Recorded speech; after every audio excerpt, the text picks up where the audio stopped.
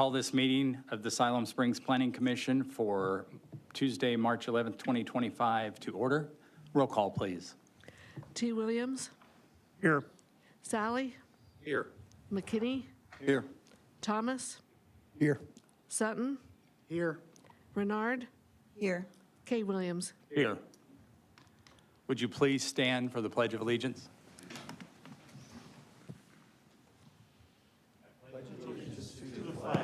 Of the United States of America, and to the republic for which it stands, one nation under God, indivisible, with liberty and justice for all.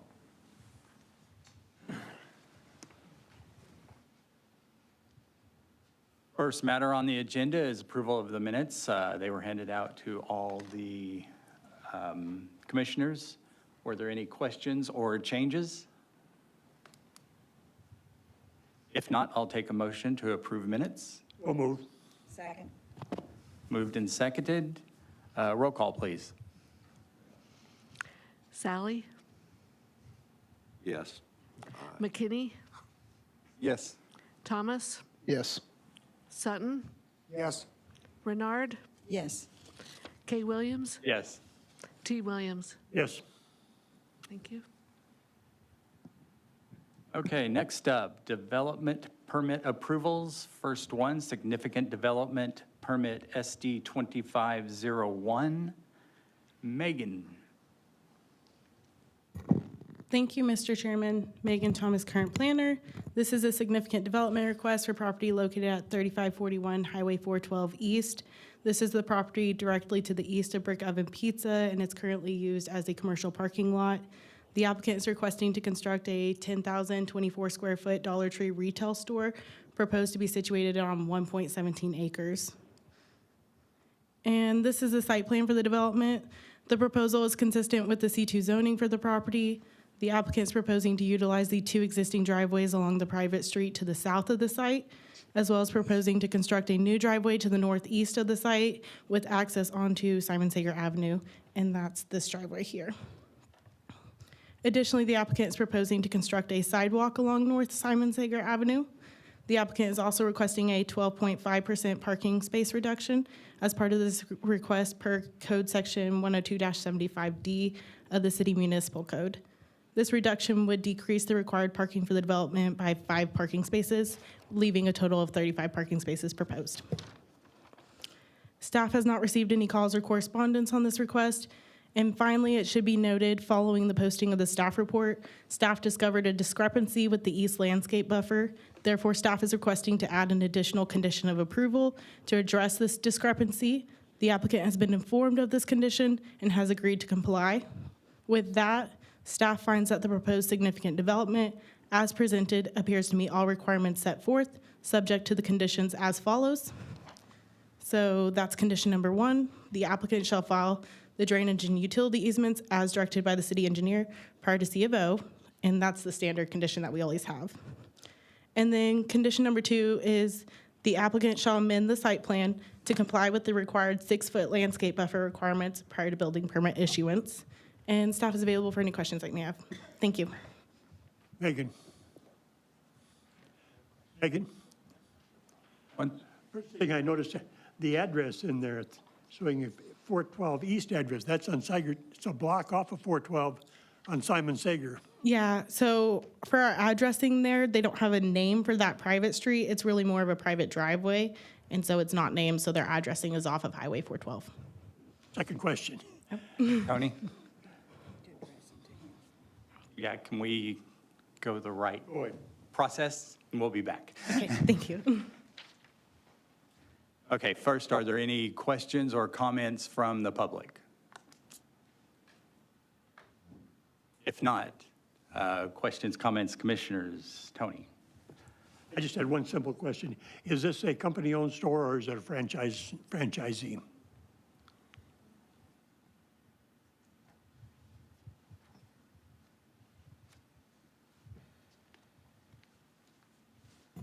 Ron Homeyer, Civil Engineering, 701 South Mount Olive. I can't answer that question definitively. I know that the owner of the building is not Dollar Tree, but I don't know whether Dollar Tree is franchising this or if it's going to be one of their stores. Just curious. Okay. Anything else? Commissioners, any other questions or comments? Thank you. Thank you, Ron. If there's no other questions or comments, I will entertain a motion. Mr. Chairman, I move that we approve SD 2501 significant development permit with the stated conditions and the additional landscaping condition. Second. Motion seconded. Roll call, please. Yes. Sorry. Let's repeat. McKinney? Yes. Thank you. Thomas? Yes. Sutton? Yes. Renard? Yes. K. Williams? Yes. T. Williams? Yes. Sally? Yes. Thank you. Motion passes. Will go before the board on April 1st. Next up, significant development permit SD 2502. Lost the clicker. Oh, thank you. Thank you, Mr. Chairman. Megan Thomas, current planner again. This is a significant development request for property located at 420 North Simon Sager Avenue. You may recall this is the site of the previously approved Reserves apartment complex. The applicant is requesting to revise the previously expired approval for the Reserves at Siloam Springs to include pickleball courts and additional parking and sidewalks. This is the revised, thank you. This is the revised site plan for the development. The significant development request was previously approved in July of 2023 and has since then expired. On the screen is the comparison from the previously approved 2023 plan and the revised plan as presented today. So I've zoomed in specifically on the area that's being changed. As you can see, the applicant has revised the plans to the northeast of the clubhouse building to include pickleball courts and additional parking and some sidewalks there to those pickleball court areas. Additionally, the applicant is proposing to shift that clubhouse building and the pool area just slightly in order to give a little more privacy to the tenants as they use that pool from Simon Sager Avenue. Additionally, the applicant is proposing a dog park area in the southeast corner that's over by the dumpster enclosure. I would circle it, but I don't have the pin. Staff has not received any calls or correspondence on this request. After review, staff finds that the proposed significant development as presented appears to meet all requirements as set forth, subject to the conditions as stated in the staff report, and staff is available for any questions that you may have. Thank you. Thank you, Megan. Are there any comments or questions from the public? If not, commissioners, are there any questions or comments regarding this property? I'm curious, what caused the delay? Have y'all been working with them this whole time, or was it just? So they were actually trying to pull their building permits, and they were right there ready to pull the building permits when we realized that they had expired about a month before that. So that's why they're coming through, and they were making these changes. These changes, granted, I believe were less than 10%, so it wouldn't have triggered another significant development review, but the expiration did. Thank you. Well, Mr. Chairman, I'm just glad to see this going forward because I had wondered what happened to it, and I think everything they're adding is an enhancement. Agreed. It's more quality of life issues that they're adding. For apartment buildings especially with small green spaces, yeah. Any more questions or comments? Yes, I sir. have one question. In reviewing that, to me, it looks like that's very low land along the creek there. I assume that it's been checked that this is not in a floodplain? Mr. Chair, Kevin Moore, Public Works. That is outside of the studied floodplain area. Of course, it does receive a lot of water, and they have shown on the site plan where some wetlands were delineated. They're bringing in a decent amount of fill on that site to address the issues on site and have accommodated the flow through from the Lowe's detention pond through their site to the north. Thank you, Kevin. Any other questions? If not, I will entertain a motion for significant development permit SD 2503, or 02, sorry.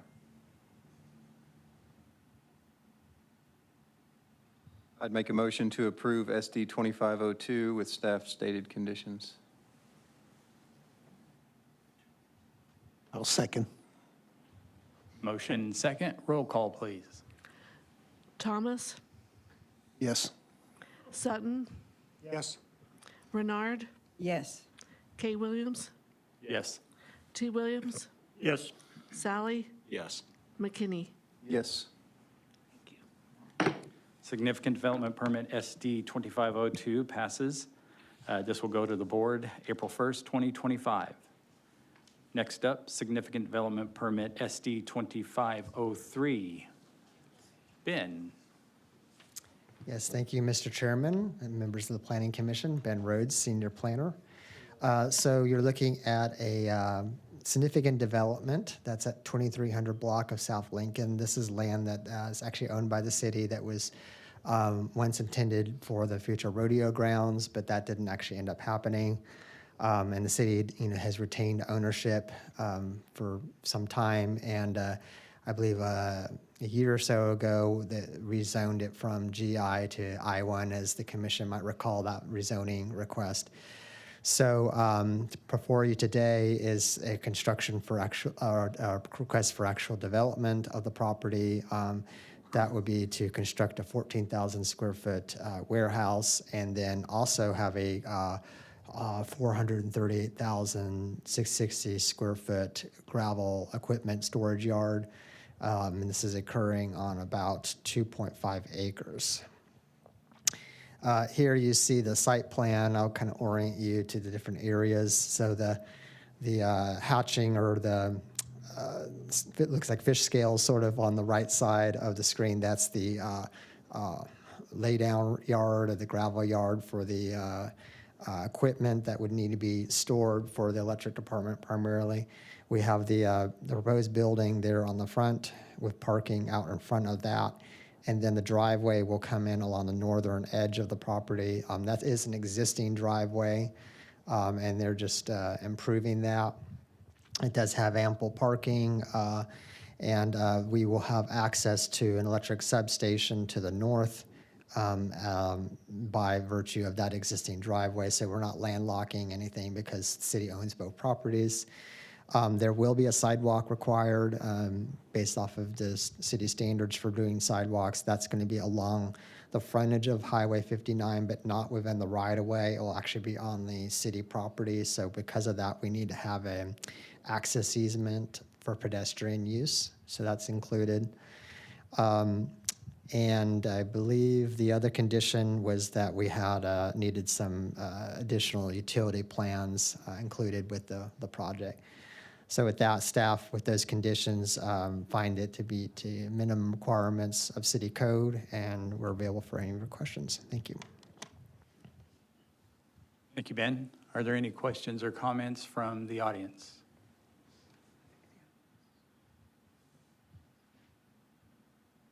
If not, commissioners, do you have any questions or comments for Ben? What kind of fence will be around this? I'm just curious. Talks about screening. It's not going to be chain link. I'm sorry, could you repeat the question? I didn't quite Well, I was hear just it. curious the type of fence that will be around this. Any part that is abutting against residential will have a 6-foot opaque screen. Okay. So probably a wooden fence more than likely.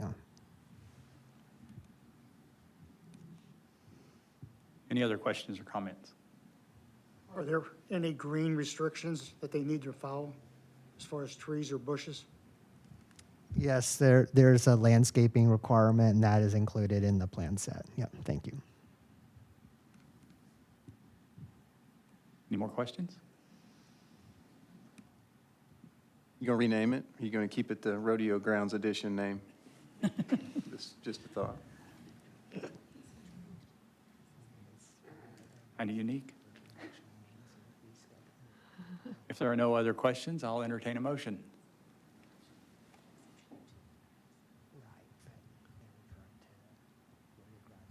I would move that we approve SD 23-13 with stated conditions.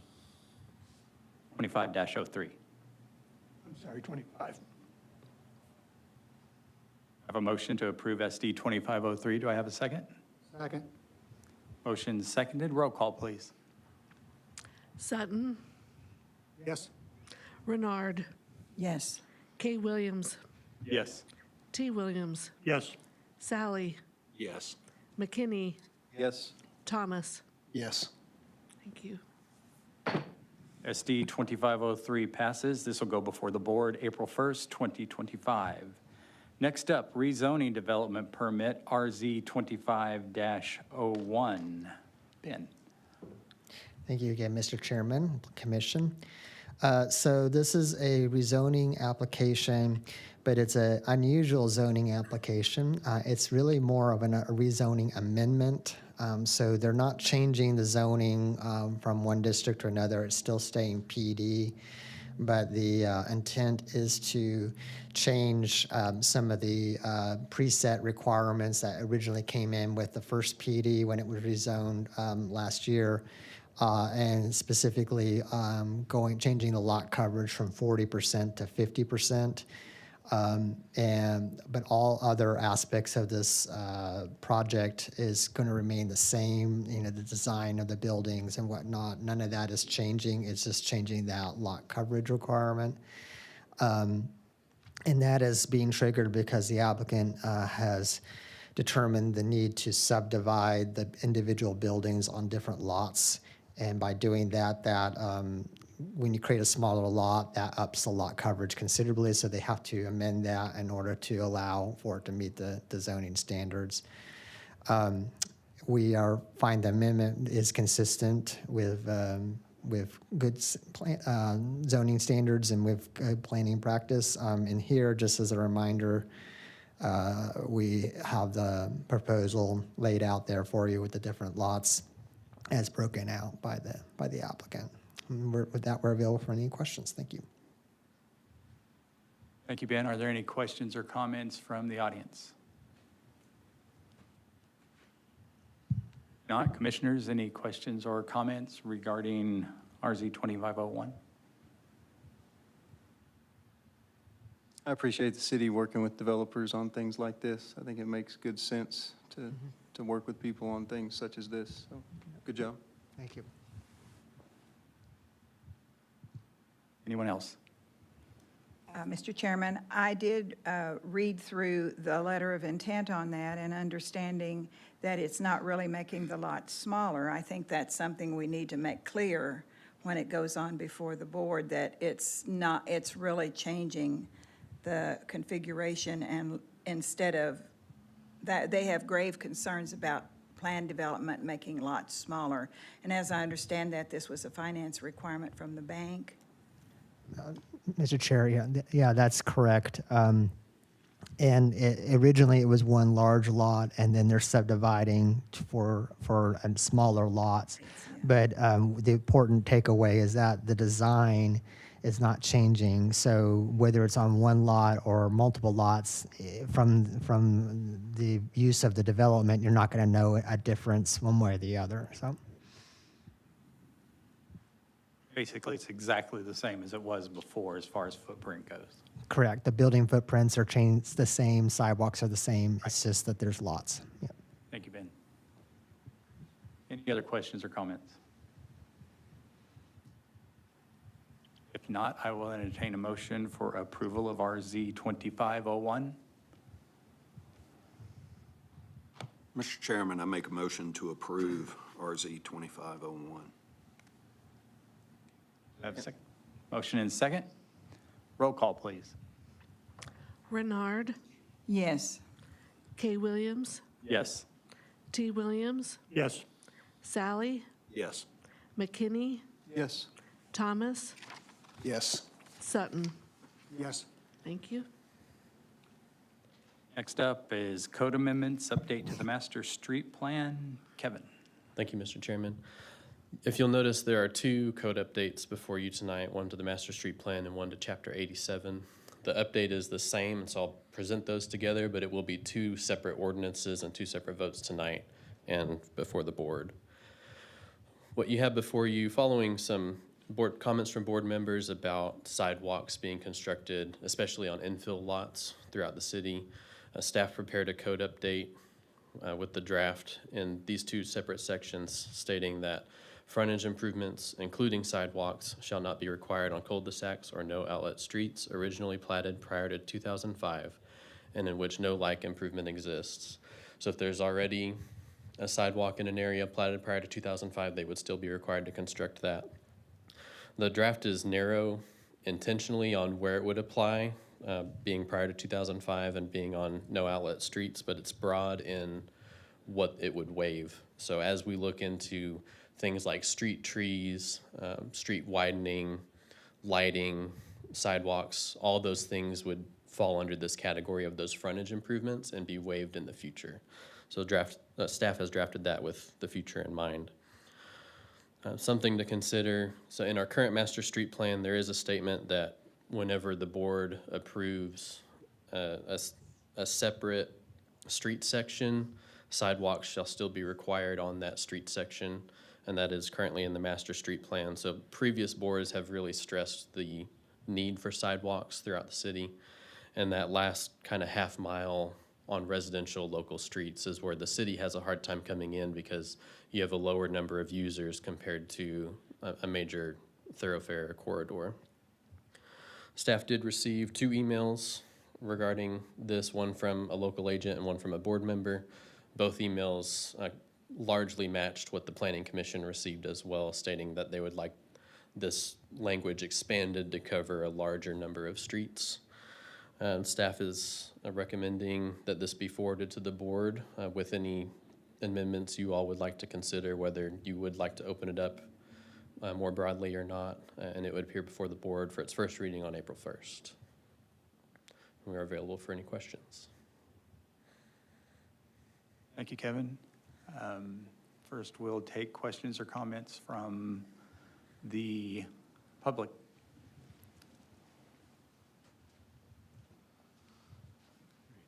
Thank you. Jim Caldwell, 609 South Oak Hill.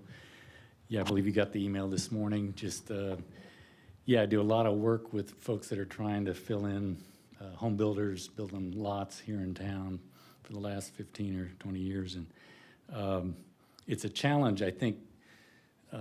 Several things I've heard is that the cost to pay the in lieu of fee instead of just building the sidewalk is quite a bit higher than the actual cost to build one. So that's why you'll see a lot of the builders just go ahead and build the sidewalk in a through street that doesn't go anywhere. And I think a challenge with that is too, that if that street ever does get widened or improved, generally you see those sidewalks torn out and redone after all. I believe the Garver design out on East Kenwood, for instance, subdivision several years ago, they built this 5-foot sidewalk out there, and I believe those are all gonna get torn out when they do the widening and redo that. So I think there's a number of reasons why we could add that exemption to also include through streets. And I haven't done the count, and maybe that's something staff could do between now and the board meeting, is to find out how many miles of dead-end streets we have versus how many miles of through streets we have, because just a glance, it appears that we have well over 90% of our streets are through streets. So the ordinance as written will not impact very many infill lots. So anyway, I appreciate your receiving that comment, so thank you. Great, thank you, sir. Yeah. Any other comments or questions from the audience? If not, commissioners? Questions, comments? So that was what Jim said is similar. It seems like a pretty narrow scope that we're focusing on with this. What was the discussion at the city level as, how'd we end up here versus maybe a larger swath of this effort? A lot of the discussion on the staff end was trying to still have the sidewalks in areas where it's needed, particularly through streets, and future planning for sidewalks that'll be used 20, 30 years in the future as these areas redevelop as well. So typically it's tied to a building permit, and then it would need to be reasonable compared to the cost of the building permit, but it's not just new homes that would necessarily require sidewalks. So on places where there is an existing home, you know, a major remodel, a demo and rebuild of that home, you know, decades in the future would put that sidewalk there with that permit. And it's really just that future planning, looking down the road as these lots develop and redevelop throughout the city. And then with the thought that when there are large portions filled in on a given street, then the city would come in and fill the final few remaining portions of sidewalk at the taxpayer expense, but it would be a much lesser expense at that point. I'm just wondering if this really addresses the problem altogether. It seems like a pretty narrow scope, and I just, there's got to be through streets that don't need sidewalks on the side of the road. I mean, how much leeway do we have to not allow a sidewalk on a through street if it's not needed? I mean, at this time. Under the current code, the option is to construct the sidewalk or pay the fee in lieu. Mr. Chairman, a question I would have in a condition where there is a developed subdivision or area like Country Acres, where there are no sidewalks on streets and an existing street is there. And I think this is how this came up at a board meeting. And if the builder building a house on one of those lots that was vacant has to put in a sidewalk or pay a fee when there aren't ever going to be, let me not say ever because there's no such thing, it is unlikely there are going to be sidewalks throughout that subdivision. I know we can't be too specific waiving things, but shouldn't we give consideration to that? Or if it's a street in town where there's a vacant lot and there are houses all along that street, but the sidewalk is on the other side of the street. As typically in the old town, there's just one sidewalk going random places, but you can follow it. But anyway, there are some cases there where why would they need to pay a fee if they were just building on that lot and there wasn't an existing sidewalk on that side of the street? Under our current code, that's the only other option aside from building. So this would allow not even a waiver application, it would just simply not be required on these streets as described. So they On wouldn't just have to those go through a streets. waiver process. It would not be required. Kevin, what other options are there? I mean, I understand what everybody's saying. It does seem odd to say, okay, this has no sidewalk on this side of the street, but we're putting in this one house or doing a major remodel on this house, so now we have to put in one piece of sidewalk over here. I know the city has the master sidewalk plan.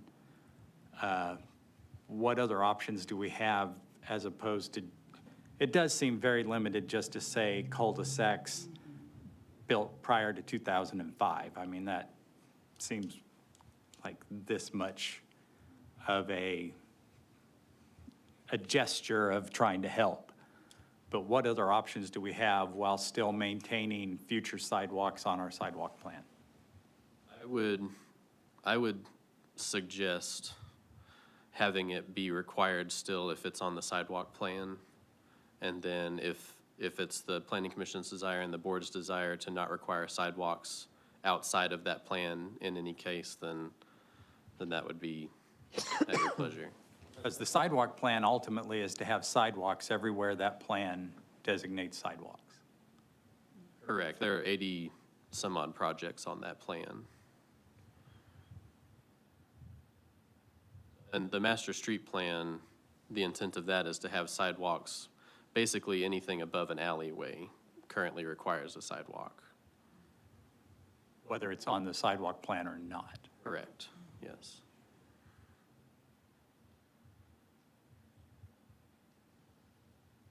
Commissioners, any other questions? I think for me, it's more about allowing you all the leeway to make that decision in instances where needed, as opposed to a rigid, we need to follow this plan. I'd just like to open this up to allow you all a little more flexibility in some way that doesn't, just. Like an administrative waiver or Right. something along those lines. I just think you all, I think it would be beneficial to you all to have that. I do understand that, but I've also seen many meetings of planning commission or board meetings where that's been put into question when it's just an administrative freedom to say yes here, no here. I've heard builders say, well, they just don't like me, so they're not letting me do it. So I think there needs to be some guideline of saying something to the point of, if it's on the master sidewalk plan, it needs to have a sidewalk or a fee in lieu of. The other streets, maybe it doesn't, we don't need to require it there. That may be something on that order, but I just see when you leave something open-ended, I've seen some problems occur. I'd agree, and only no outlet streets doesn't really cover that. Right, yeah, that's very limiting to me. So, can a motion be made?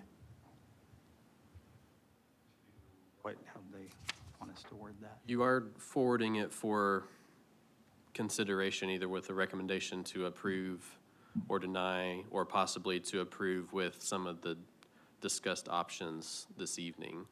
So we can forward it to approve with an extended additions. A waiver option or broadened to some other standard, yes. And then the board would hear the same conversation and have your recommendation presented with it, and then they could take it from there at the first reading.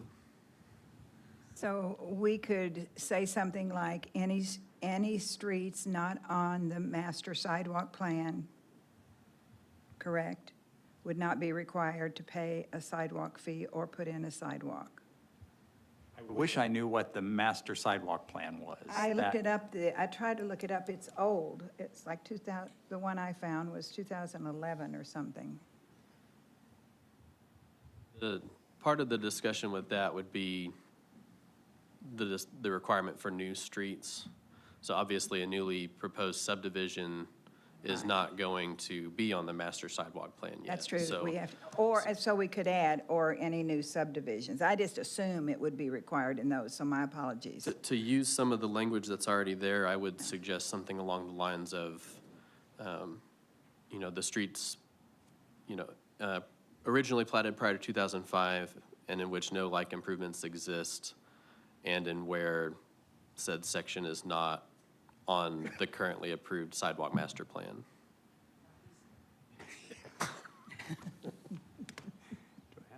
Approve what he said. I make a motion, we approve what he said. No, I think that would be good to add that, and that's a good way to say that. I don't want to take away anything that's an expectation with newer streets. I'm just trying to think about situations that have come up and people that have been dissatisfied with paying that fee, and that tends to get expanded and talked about beyond the city, so. While there will still be some weird places where sidewalks will be required, Yes, and they'll I still think have if the you can fee say, option. this is part of the master sidewalk plan, so there is a plan to have a sidewalk on this whole street within a period of time, it makes that more understandable, as opposed to just having that sidewalk there because it's required. Yeah, I think adhering to the master street plan, yeah. I have one question. I experienced an area where there was sidewalk on a bicycle at nighttime, and I wrecked right where it started. And so do you guys have, like when you have that type of clause where somebody actually puts just a portion in on their lot, do we have a code where that is not as trip hazard on the ends?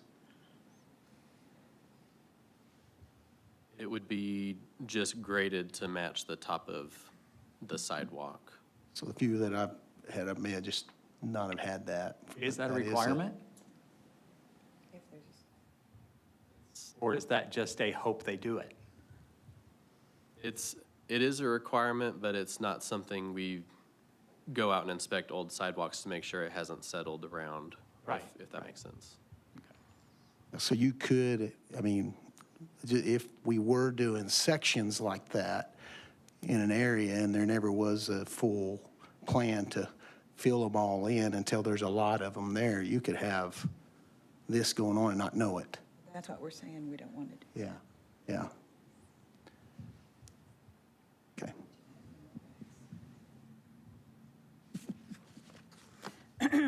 Any other questions, comments, or discussion? If you have an existing home in that sidewalk master plan section and you sell that house, are they required then to put the sidewalk in? No, not simply for selling the house. It's tied to the building permit as an exaction, and it has to be proportional to the scope of whatever is being constructed for the site, whether that's a commercial development or a residential development. Thank you. If they're just remodeling their deck, it's not going to require a sidewalk. Right, or if they're on a 100-acre lot, they're not going to be required to put sidewalk across the entire frontage of their lot for a single house. Right. It has to be reasonable. Any other questions, comments, or discussion, commissioners? How frequently is that sidewalk plan updated? Anybody know? I believe the last update was 2020, and it's supposed to be updated every 3 years, so that's something that staff's working on.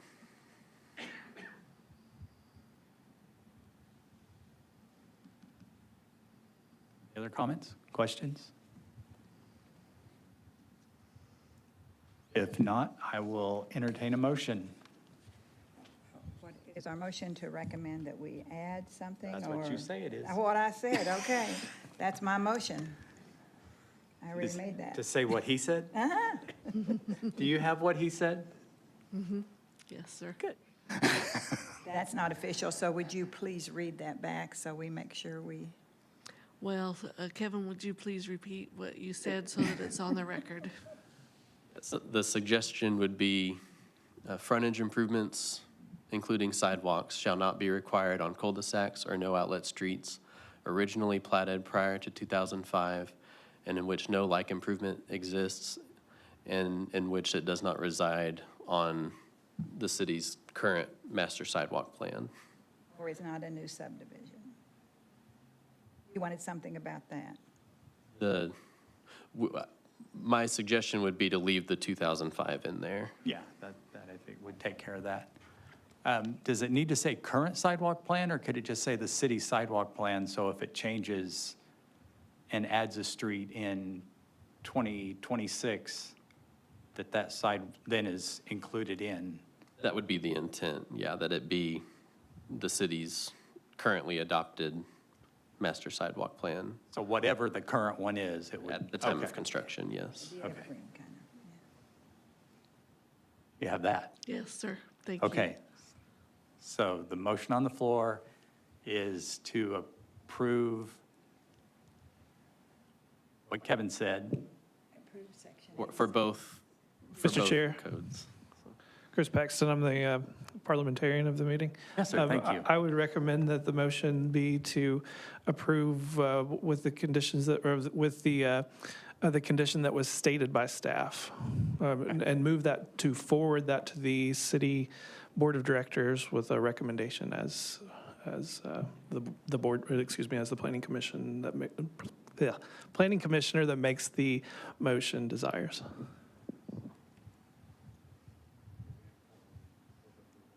Bring it forward, well, yes. That's the And that part would we need be, we would refer to that as section 8736. This first vote is within the master street plan. Oh, within the, and then- I'm sorry, I moved on down to the other one, looking for wording. Yes, so First you will one's need master to street plan. vote twice, correct? So this is to prove the update to the master street plan with stated conditions. As stated by staff, Stated by staff. forwarding to the board On April 1st. Recommendation to the board. with a recommendation to approve. Okay, now does that make sense? Got it. Well, I need a second. I'll second it. Motion and second, roll call, please. Kay Williams, Yes. T. Williams, Yes. Sally, Yes. McKinney, Yes. Thomas, Yes. Sutton, Yes. Renard. Yes. Thank you. Okay, so now we need a motion for the same thing for section 8736. Oh, do you have to present it again? No, the staff is available for any questions. Oh, okay. I think we've been through it. But are there any other questions? If not, we will entertain a motion to approve the frontage, the frontage improvements including sidewalks required in cul-de-sacs. There's the prior to 2005, that's it. Required street frontage improvements with building permits.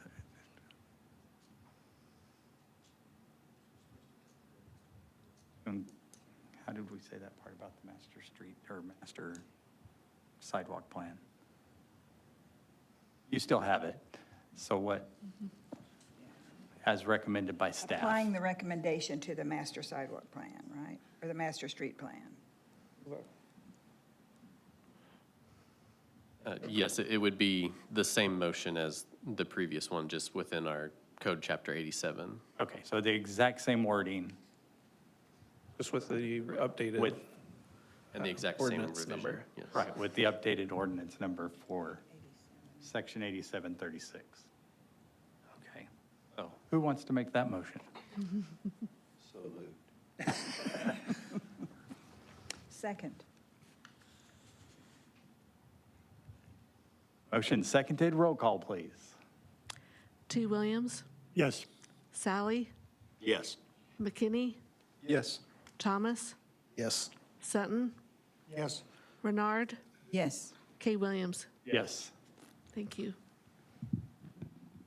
Next up, Maegan, easement acceptances. Thank you, Mr. Chairman. So we only have 2 easements this time. We have one at the 2200 block of Highway 16. That's actually Siloam Community Gardens.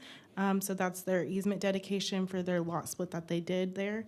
And then 4095 Highway 412 East. So this is the 2 surveys. So we have the Butler property over there, and then over here is Siloam Community Gardens. And staff is available for any questions that you have. Are It there should be any- noted the one on the left is not a lot split or any kind of minor subdivision. This is the standard easement dedication. They're trying to get utilities at the property, and so they have to provide an easement for utilities to go in there, specifically electric. And you guys will start to see these a little more often.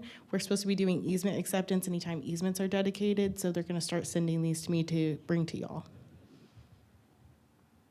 Okay, are there any questions or comments from the public? Not, commissioners, questions, comments? Not, do I have a motion to accept the easements as presented? A motion to accept. Second. Motion seconded, roll call, please. Sally, Yes. McKinney, Yes. Thomas, Yes. Sutton, Yes. Renard, Yes. K. Williams, Yes. T. Williams. Yes. Thank you. Okay, Maegan, board and staff approved permits.